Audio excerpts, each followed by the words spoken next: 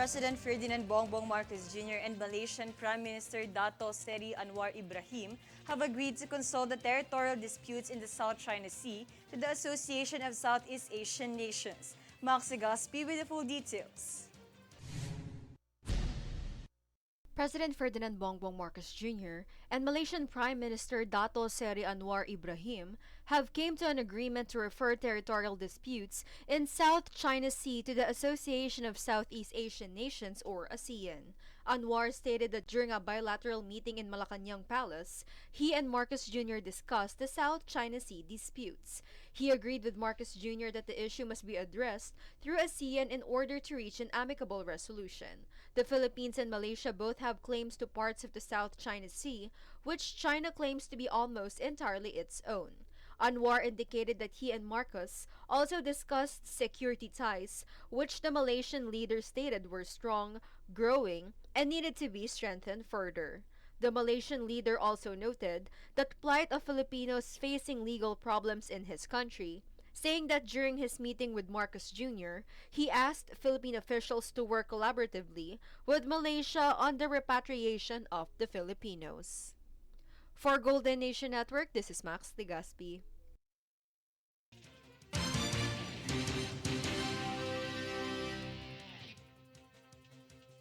Of Interior and Local Government or DILG Secretary Benhur Abalos Jr., the Philippine National Police or PNP is concentrating on resolving the cases of high-profile killings. DILG Secretary Abalos Jr. stated that the move include utilizing the use of technology to combat crime and hiring additional police officers in the coming year to ensure maximum police visibility. He added that the PNP is exerting efforts to fulfill its duty.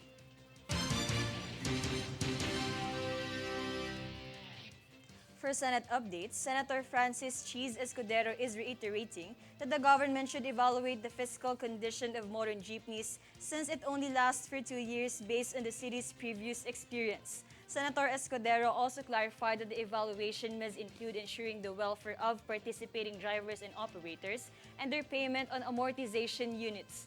Furthermore, he also emphasized that there is no mid-implementation assessment and lack of required checklists on route rationalization plan in replacing jeepneys.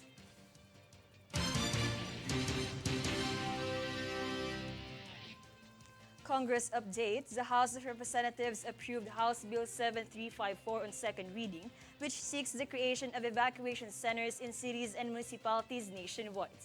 The measure seeks to create permanent evacuation facilities in preparation for natural disasters. Through this, it would offer urgent and temporary housing for people who need to leave their homes due to calamities, disasters, or other emergency situations. Speaker Martin Romualdez emphasized that the present use of public schools as default evacuation must be discontinued, as these are not well equipped to serve as evacuation shelters as they lack the requisite infrastructure, noting that having appropriate evacuation centers is vitally important. Separately, as part of the country's call for development in the sector of agriculture and economy, various Filipino legislators supported the bakery fair in their goal of promoting baking industry. Jade Buhoy covers the full story. The Filipino-Chinese Bakery Association Incorporated launched Bakery Fair to support baking industry and economy. The event, dubbed as Bakery Fair 2023 of Filipino-Chinese Bakery Association Incorporated or FCBAI, was graced by Vice President Sara Duterte Carpio, Senator Amy Marcos, Senator Mark Villar, Senator Coco Pimentel, and the former Mayor of Manila City, Isko Moreno.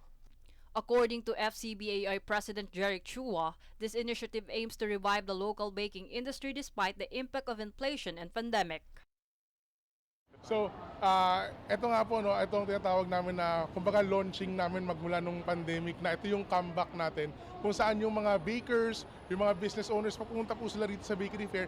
Marami po kayong matutunan ng mga bagong technology kung saan makakatipid kayo sa inyong paggawa ng mga bakery products, tinapay, cake man yan, or pastries, pero na-maintain nyo po yung quality. At pwera doon, marami tayong mga bakery consultants from all over the world po.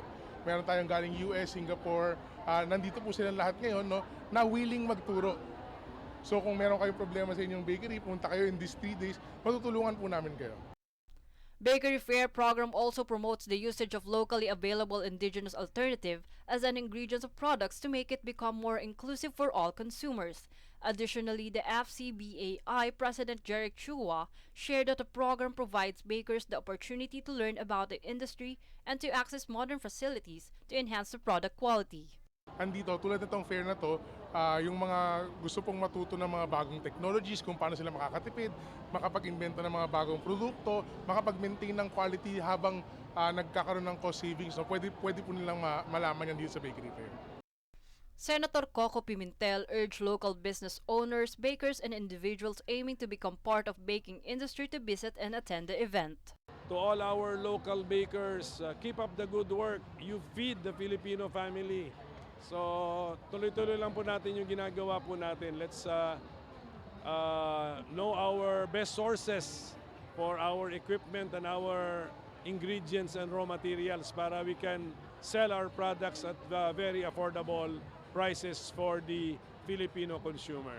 So attend this bakery fair, all of you. Salamat po. Moreover, manufacturers, bakers, and even consumers said that the program led them to suppliers that made them secure affordable raw ingredients. Maganda siya sa mga small business, saka sa mga corporate manufacturers para mas madami pang mga bakers, company na makatuklas ng ibang suppliers. Maganda po, makaka-save yung mga customer na bibili ng mga machines dito, ikaw-compare yung bawat mga machines sa ibang mga product, sa ibang kumpanya. Ang pinakamagandang epekto niya kasi nagkakaroon kami ng mas maraming ideas ba doon sa kung ano yung gagamitin namin, tsaka yung mga ingredients. Tapos, nagkakaroon kami ng access kasi minsan mahirap maghanap ng supplier.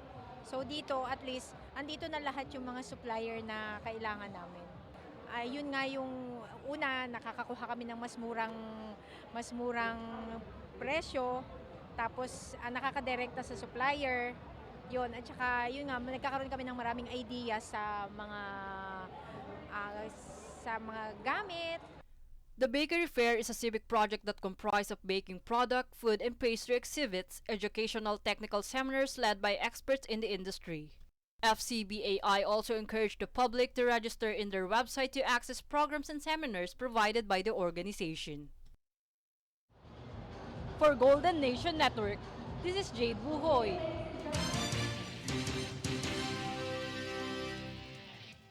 In other developments, Foreign Affairs Secretary Enrique Manalo stated that the Philippines is trying to increase defense and security cooperations with other nations, particularly Singapore and Vietnam, amid concerns in the West Philippine Sea. Manalo stated that this strategy could pave the way for Philippines to expand security through economic and other forms of collaboration, apart from military cooperation.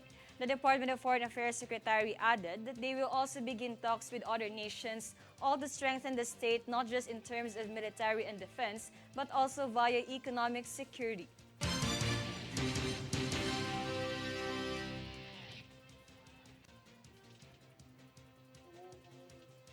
The San Juan City Local Government Unit unveils its new and official Hall of Justice. Here's Max Sigaspi for the full report. The Supreme Court of the Philippines, the Department of Justice, and the City Government of San Juan leads the inauguration of the new San Juan City Hall of Justice. The Supreme Court of the Philippines, the Department of Justice, and the City Government of San Juan directed the inauguration of the new San Juan City Hall of Justice. Chief Justice Alexander G. Hesmundo, his senior associates, officials from the Department of Justice, judges from the Regional Trial Court and Metropolitan Trial Court were also present during the inauguration. Mayor Zamora stated that he is honored and delighted that they are launching the new San Juan City Hall of Justice, which will serve as a symbol of hope, fairness, and equality. He is also hopeful that this will serve its purpose and help to protect human rights. He also added that the San Juan City Hall of Justice is very important in the city's overall governance master plan, and he genuinely believes that the justice system in San Juan will be bolstered further. It is with great pride and honor that we inaugurate our Hall of Justice today. May it serve the people of San Juan for many generations to come. Mabuhay ang makabagong lungsod ng San Juan, mabuhay ang Korte Suprema, mabuhay ang kagawaran ng hustisya, mabuhay po ang Pilipinas. The San Juan City Hall of Justice, with an overall cost of 100 million pesos, has 4 floors and houses the offices of Metropolitan Regional Trial Court Judges, the Public Assistance Office, and the Office of the City Prosecutor. For Golden Nation Network, this is Max Legaspi.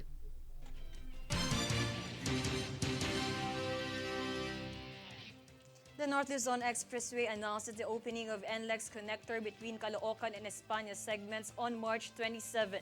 The NLEX connector, which will reroute trucks and other vehicles from major roads, is anticipated to alleviate the heavy traffic in Manila. Daniza Lopez for the full report.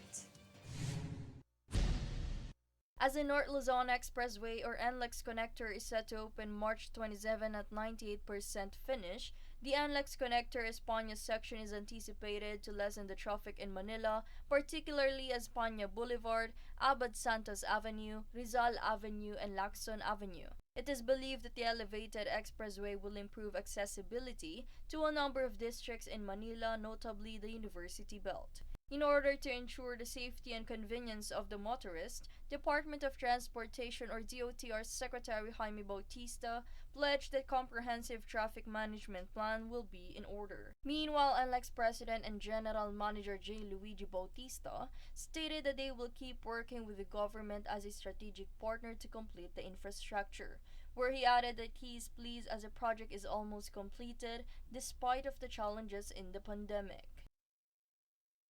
For Golden Nation Network, this is Daniza Lopez. Up next, a news sports. Former PBA San Miguel Beerman player Boy Beats Victoria passes away at age 50. Social media site Twitter sets violent speech policy. DBM designates 4 billion pesos fuel subsidy for drivers and farmers. Stay tuned for more stories and reports when News Force returns.